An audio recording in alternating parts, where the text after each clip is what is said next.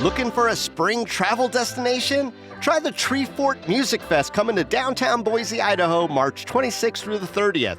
You can catch the full lineup of over 400 artists at treefortmusicfest.com/lineup. 5-day GA passes start at $366, but the prices are going up March 1, so grab them while you can. Other ticket types include front-of-the-line access, single-day full fest, main stage, single-day, and 4-day. Not to mention hotel packages and fort badges. Find your tickets now at treefortmusicfest.com/tickets. Hard to believe, but it's been 20 years since construction began on the splashy outdoor mall near the south end of Las Vegas Boulevard. Town Square, it opened up to the public in 2007, and to a lot of us, it's kind of fallen off the radar over the years, especially as some old favorite shops and restaurants have closed down. But is it possible Town Square is making a comeback? Today on CityCast Las Vegas, I talk with Hey Las Vegas editor Rob Kachelriess, and we go over all the new life at the Old Town Square. It's Tuesday, February 25th. I'm Dayvid Figler, and here's what Las Vegas is talking about.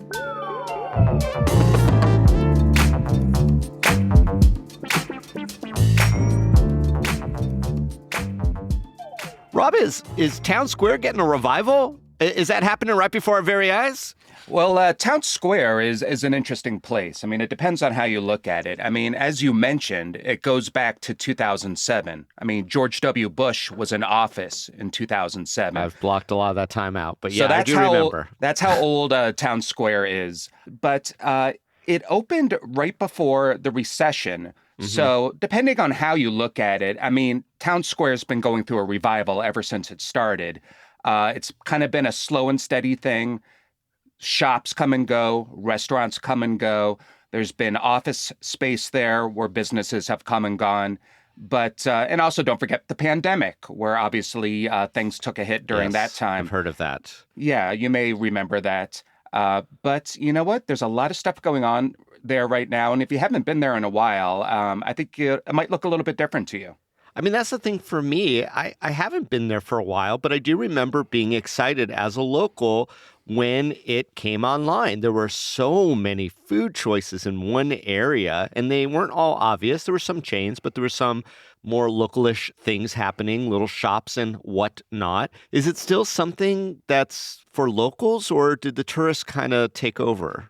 You know, I think locals have started to look at Town Square as this place where they sort of dip in and out. Like, I go to Whole Foods there every Sunday to pick up groceries, but I don't really do too much else at Town Square. You might stop there for the Container Store when you need something to put away and tuck away in your closet. Yeah, that's our go-to when we're looking for efficiency. The Container Store, it's kind of awesome, but it's a dip in and out, like you say. Yeah, but also, I mean, Town Square has a perfect location for tourists and locals alike. I mean, it's right there where the I-15 meets the 215. It's just south of the Strip on Las Vegas Boulevard. So it's almost like Strip adjacent. Yeah, and it's got that really easy access to the freeway, which is really nice for me as a downtowner. I could just zip. And getting off the freeway, it has that ramp, which is like so unusually efficient. I mean, it almost doesn't even feel like Las Vegas traffic construction when you have something so efficient like that there.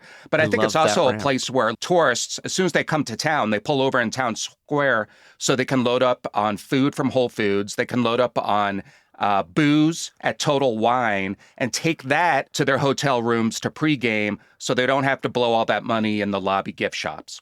So I don't know. What are the most exciting new developments there? What am I missing out on? So if you go to Town Square now, the thing you might notice first is Pop Stroke, which is a new mini golf course. Okay, that really does sound like something that I am vulnerable for because of my eating habits. It's affiliated with Tiger Woods. I believe Tiger Woods is an investor, but it's not like his name is all over the place or anything like that. But it's a very modern-looking mini golf course. It's got those garage-style roll-up doors that all the cool places have these days. There's actually two different courses. One's the blue course, the other one's the black course. And I believe the black course is ADA compliant, so it's kind of like flatter terrain. So if you have like a stroller or wheelchairs, it's very accessible for that. It's not your traditional mini golf course where, you know, you're putting your ball through windmills and goofy stuff and uh, silly kind of decorations. It's kind of meant to look like a real professional golf course, but just kind of in mini golf form. Oh, wow. And there's food, there's bars, you can hang out and get some ice cream. And here's the good part. The ice cream or the milkshakes anyway can be spiked with alcohol, so that's always a plus. And you're not just paying for a game, you're paying for a day pass. And the last time I checked, it was about 40, 45 bucks. I think locals get a $5 discount, and that's good for the whole day. So you can go on each course as many times as you want. You can play one, you can hang out and have some food, and then play the second one. So it's very kind of locals friendly and very accessible and a little more affordable than some of the other golf attractions you might see elsewhere in Las Vegas. Yeah, I'm taking a look right now at all the restaurants that are there, and a lot of the old familiar favorites are indeed, as you stated, still going strong, I guess. But I just stopped going to them because maybe there were other options. So, what are some of the new restaurants being brought to Las Vegas that we might have been missing before? Yes, there's three big ones I want to point out for you. But the most obvious difference, which really kind of shows the difference between the old town square and the new town square, is the guest house, which took over the big Tommy Bahama retail space. Remember how big that was? And Huge. you could get food in there, and it was kind of weird. But the guest house is a place that started in Austin, Texas. It's now coming to Las Vegas for its second location. And it just strikes me as a place that gets a lot of things right. I went in there on a Monday night just to check it out, thinking it'd be kind of quiet. Maybe I'll sit by the bar. And we had to wait for a table a little bit. There was a lot of stuff going on. And you can see where locals are drawn to a place like this because it kind of has a lounge feel.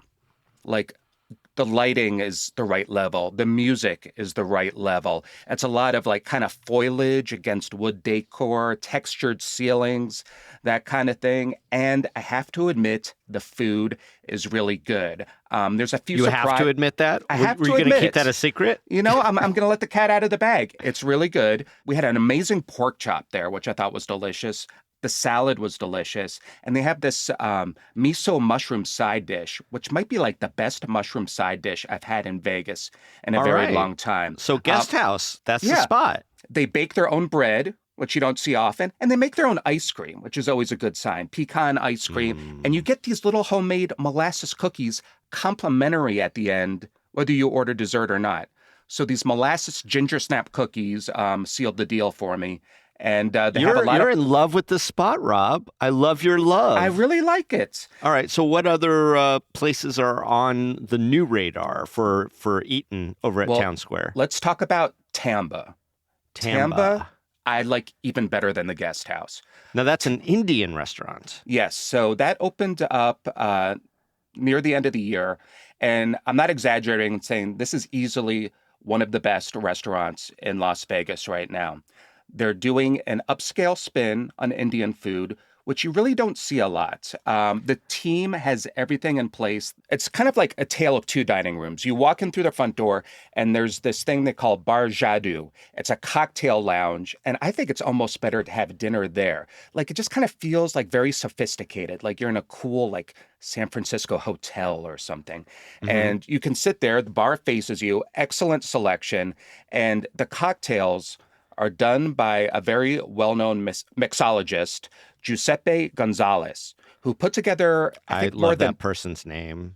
It flows. It's very romantic. It just sounds good. Sounds like a guy who knows cocktails. Yeah. More than 30 specialty cocktails are on this list, and they're kind of divided into categories like rejuvenation, fire, antiquity. I like my old-fashioned, and they wash their bourbon with ghee. See, Rob, and I love the way that you view things because it really is refreshing. Because I judge everything by the old-fashioned. Yeah, well, you do that too, but like I just don't have this romantic view of anything at Town Square. It kind of just became sort of perfunctory and generic to me, but you're describing these places in ways that really does make me want to give it a second look. And let me just point out one more thing about Tamba, is they have a sushi menu, which you might not associate with Indian food dining. But the sushi chef is Sun Park, who used to be at Sushi Samba, used to be at Kumi, used to be at Saki Rock. Oh, those are all good places. Yeah, so this is a guy who knows his stuff and just kind of adding little Indian touches to Okay. fresh fish, like tamarind-based chutney, homemade ponzu, little spices, but they don't overwhelm the fish. They're perfect. The main chef is a guy named Anand Singh, who just does a really good job, just really elevating Indian food in interesting ways. There's just like a lot of creativity and a great environment. That's a crazy fusion. Next time we get together, Rob, let me tell you about the birria place in my neighborhood that has a sushi menu too. All right, I'm in.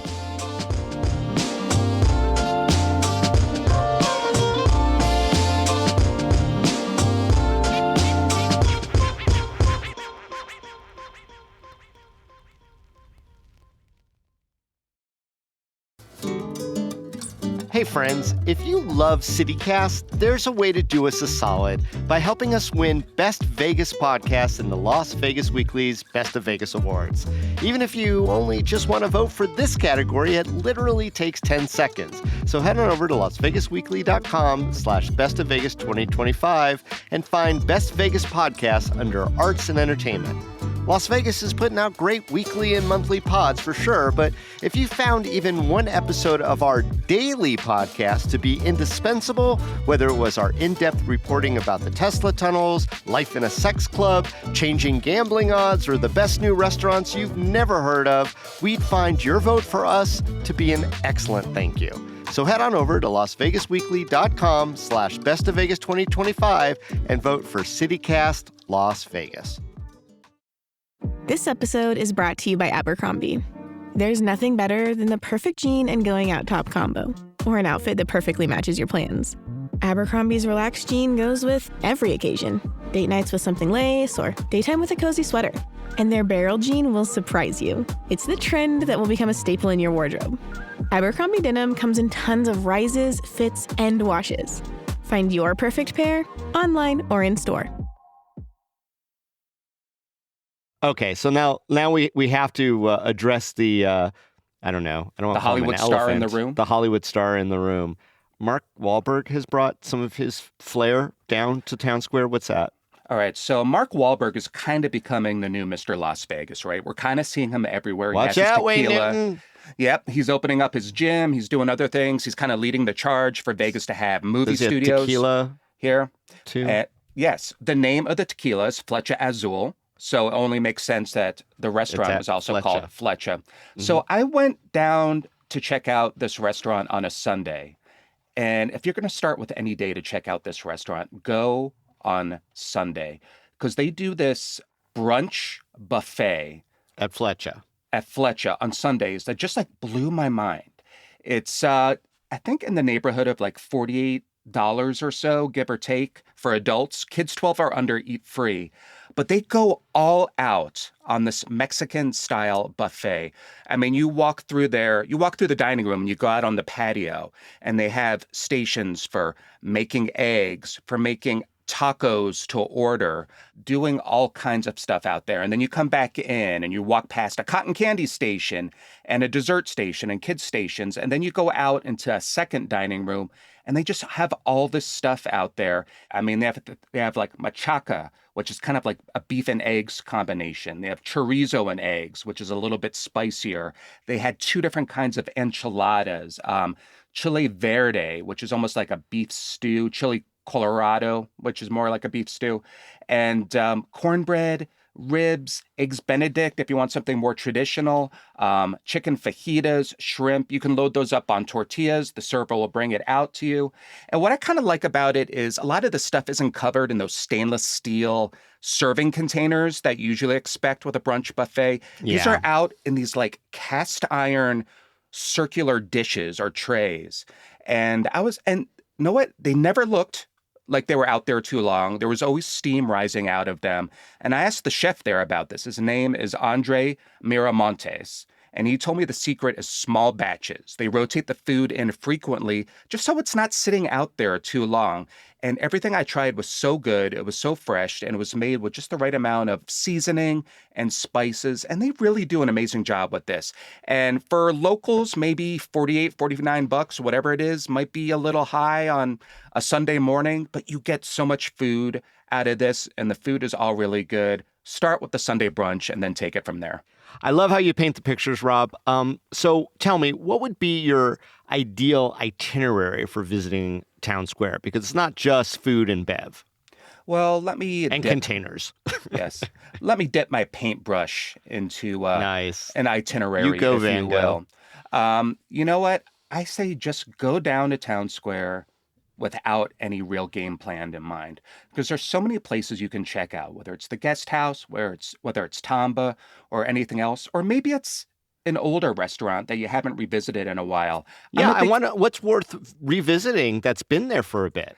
You know what? I've always liked Double Helix, which has been there. You're a wine bar guy. I feel forever. Well, they do good wine, and also they do really good whiskey. They do a good happy hour, and it's one of those places you can just go in, hang out. There's a little patio there with fire pits, which is always a nice touch. But I've always liked that place, and I think it's always worth revisiting Kabuki. I used to be a big fan of Kabuki because they had one in Phoenix, Arizona. I love going there before a movie over at the AMC. It's just we stopped going to movies. You know what? I think that was a pandemic thing in a lot of ways. Yeah, no, it's one of those places I used to go to. I haven't been there in a long time, but they always had a solid happy hour, and they always had a solid sushi menu. Maybe it's not the same as going to see, your favorite Morimoto restaurant on the Strip or your omakase special in Chinatown. But I think Kabuki is a really solid place to go on a weekday, take advantage of that happy hour, and then just walk around. They have that center kind of common grounds courtyard area, and there's always families out there, which is always nice. When you see kids actually playing and not, stuck with their eyes glued to a tablet. And then you've got that kind of little bridge there with the pond. It's like a little creek. And you can just kind of walk around. You can pick up all sorts of treats. There's cream puffs and yogurt. Yogurtland, I think, is still there. That's pretty cool. Yeah, it's been there for a while. There's kind of a little something for everyone. But personally, if I was going to plan out a day, I would just wing it, go check out something to eat, get some drinks, and then walk over to Barnes & Noble and do a little buzzed book browsing, and you might end up spending more money than you expect. Well, for people watching, back when it first opened, I did love the Blue Martini. It seemed to be pretty much a single spot, a pickup Go there, bar. Get your hookah. Yeah, but just kind of watching all the interactions was always kind of fun. But again, that one fell off the list. It's still there, but you don't really think about it too much anymore. But that was kind of like the happy hour. In the conversation for a long time, yeah. Also, there's the comedy club that's there that started in the Arts District, which is kind of interesting. They have some big names there, Wise Guys. Yeah, so it's upstairs in that space where I believe an Irish pub used to be, but it was kind of like a party spot too. And Wise Guys is getting a lot of good reviews. They're bringing in a lot of strong national headliners. And our buddy Jason Harris, who has a bi-weekly Thursday night residency at Jimmy Kimmel's Comedy Club on the Strip, he says Jimmy Kimmel's is his favorite spot, but his second favorite comedy club to perform is Wise Guys at Town Square. He was just raving about it. I like the downtown version. It's a little grittier, but I'd be willing to check it out. But the one thing that I am resisting, Rob, and I know you went to go check it out, this is the last thing I want to talk about. Don't resist. Give in. New innovations down there. There's like a Robotronic coffee bar or something. You went to check that out. I resisted. I don't think it's futile, but tell me about your experience at the automated coffee bar. David, I admire your dedication to not trying to say the phrase AI, but we're going to go ahead and say AI. This is a coffee shop. It's driven by artificial intelligence. Oh my God. And actually, its name is Claufey. I believe that's how you pronounce it. It's actually coffee made by a robot, and the robot's name is Adam, and it's by a company. Of course it is. Called Rich Tech Robotics, which is actually based in Las Vegas. So I want to give this place some credit. We got a local, I don't know if you'd call it a startup, but you got a local tech company here that's specializing in robotics. Robotics are the future. And you know what? You can come to Claufey and watch this robot named Adam make a coffee for you. And I want to be clear, this really isn't for like coffee nerds. This is more for like the boba tea, sugary syrup coffee kind of crowd. You're not selling this to me. It's not for you. And it's, I mean, honest, I feel it's not for personally me. attacked by this concept, you know? But if you're a teenager walking through Town Square on the way to see a movie at the theater at the AMC, this is kind of your place for you. If you like those sugary Starbucks drinks, this is probably your place. And what it kind of is, it's really more of a showpiece for this robotics company than it is like a real coffee joint for serious coffee drinkers.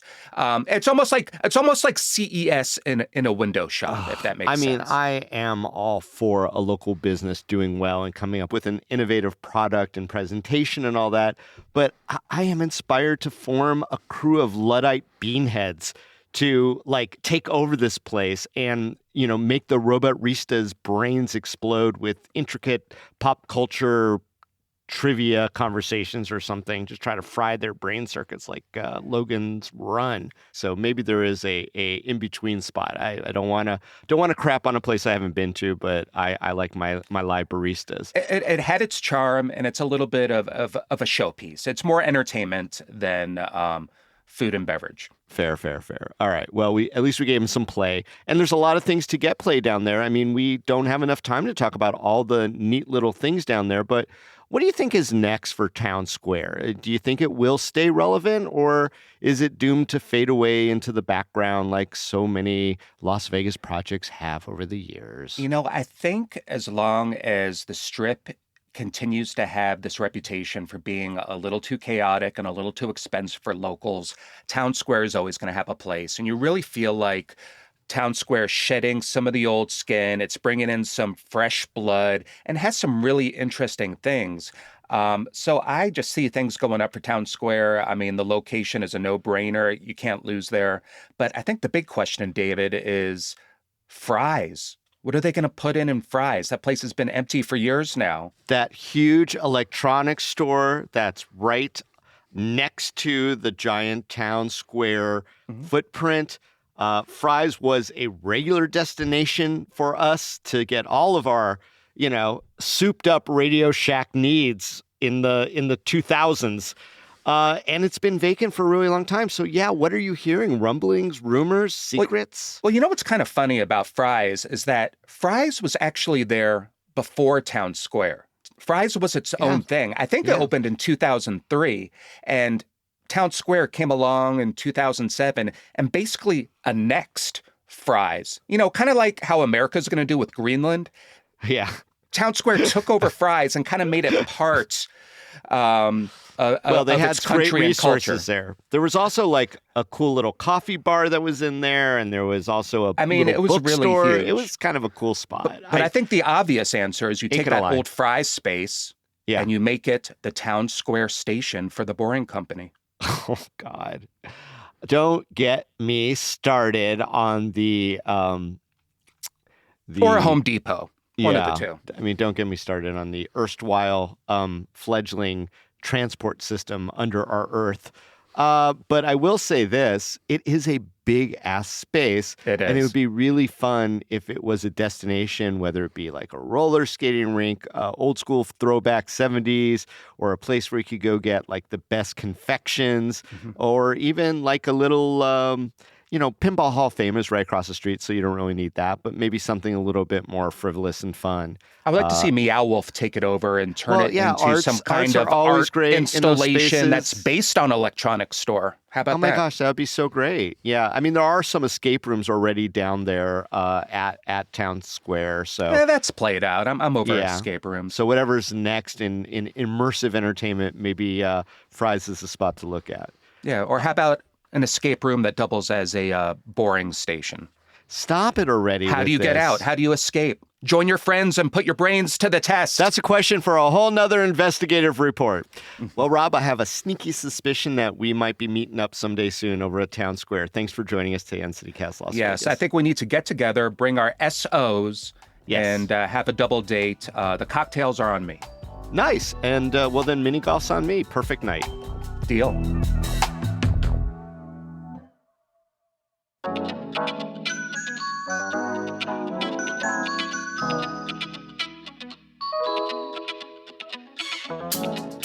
That's all for today here on CityCast Las Vegas. If you enjoyed the show, go tell a friend. You could also rate the show. We look for those ratings. Leave us a review and subscribe to our morning newsletter. We'll be back tomorrow morning with more news from around the city. Till then, stay lucky.